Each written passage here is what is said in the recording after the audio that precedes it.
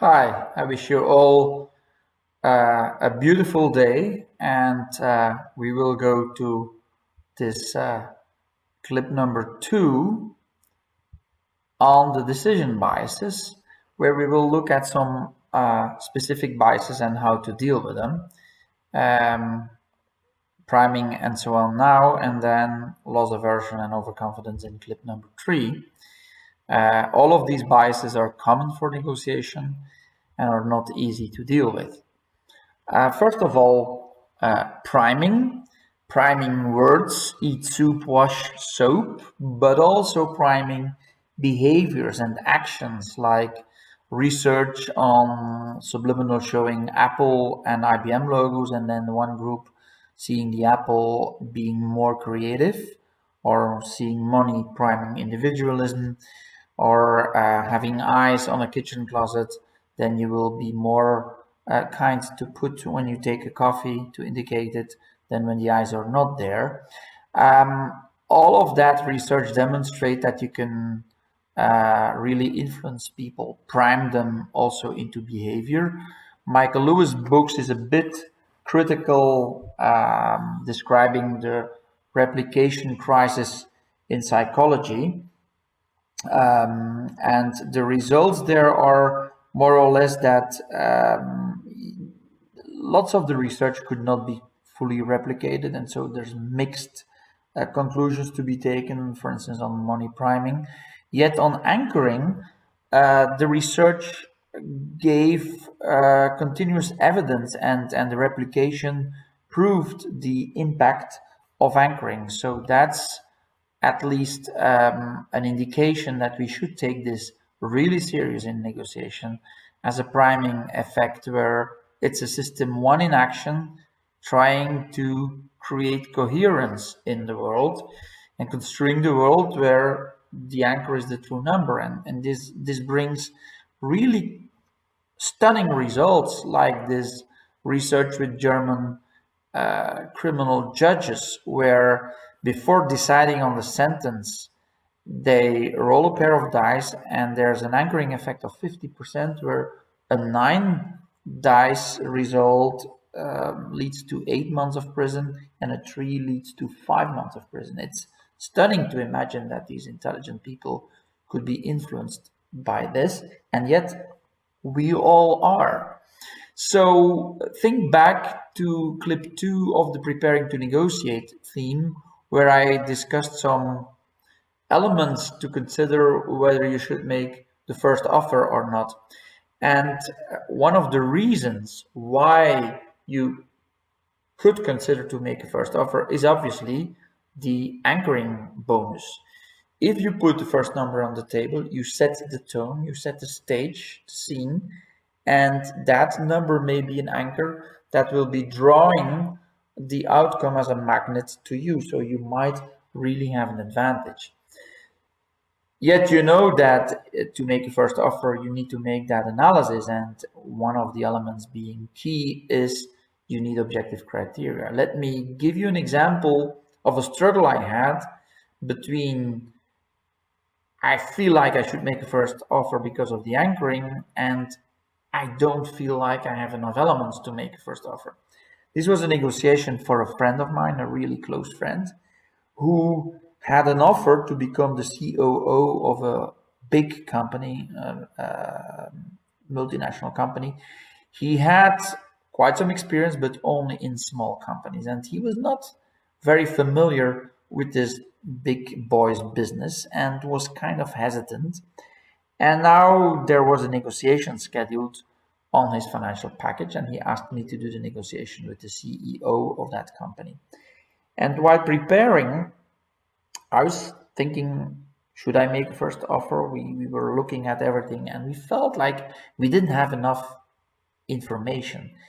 And my friend didn't really have a clue, and I couldn't find elements. And I thought, well, maybe I shouldn't. I don't have the objective criteria. And then a Sunday evening at my house, we were discussing, and my friend says, I got a phone call from the CFO who referred to your meeting with CEO, and he said, well, it's good that you send someone to negotiate, yet we hope he will not come in with crazy demands like 10.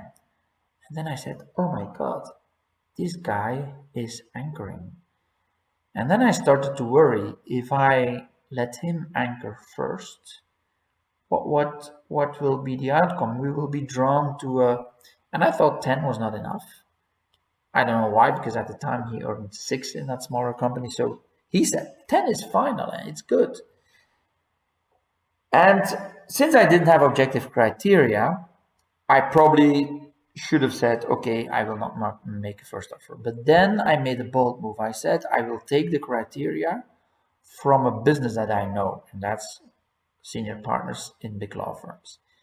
And I went in there and I said to the CEO, after obviously some talking and connection and remember preparing for the relationship, we had a good connect.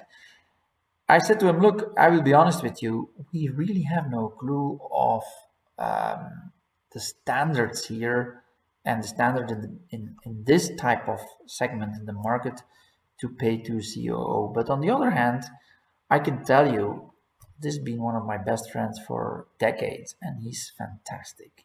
And so when I think about my own world and what I see you can make as a senior partner in a big law firm in Brussels, I think he then, using these criteria, he certainly should get 25.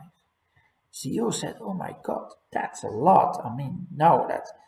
And then he made a smart move. He took a binder and showed me the top 10 financial packages in the company. And you could see that apart from the CEO, the number one had about 20. By making this transparent, he introduced objective criteria. It kind of worked out well that my objective criteria from another business were not so crazy. And so we discussed together, and I could objectively try to link it to his talents and his potential. And we made a deal for, I think it was 18 or 19, way above the 10, and he basically tripled his current salary. So it's clear that this friend, he owes me, and so whenever we meet, he makes sure he has a good bottle of champagne, remember the top 5, or a good bottle of wine for me. That was one of the advantages of that negotiation. So resisting the anchoring, you could do that by looking away, by thinking the opposite. I think it's better to acknowledge being influenced and then actively work with your system 2 on a strategy against the anchor. So again, ignore the anchor. I don't think that's the best attitude. You could look at the anchor and try to see what is there that influences me, what is there that is maybe useful information. Avoid dwelling too long on the anchor, otherwise you will be really sucked into it, and then start preparing your anchored counteroffer, where you could propose moderation if you're really going high. I've done that, but always with objective criteria. Basically, what I did in the example of the COO case was there was an anchor, although not an explicit one, but I perceived it as an anchor, and I started to think about an anchored counteroffer. Also, if they exaggerate, if their anchor is not backed up with objective criteria and lacks credibility, you could give them time to moderate and to kind of give them an escape, a way out without losing face. In a mediation case, I was a co-mediator in LA in a labor law class action case, and one class, the lawyers, had such outrageous claims that we really used, and we explicitly and consciously with the two mediators together, we discussed to really give them time to get into some more realistic perspectives without losing face. Always important. Respecting people, make sure they don't lose face. Reactive devaluation comes when they give you an offer that kind of looks nice, and the moment they make the offer, it's not attractive anymore. This results from the fixed pie bias, and also from, you put value on what you can't have. The moment you have it, it's less valuable. So you're aspiration value and interests may actually shift. So you need to be really careful when you make an offer, that if the counterpart sees you as an adversary, or when the tension is high, you really should try to prevent reactive devaluation by linking your concessions to their interest, or by also being very explicit about the reasoning of your proposal.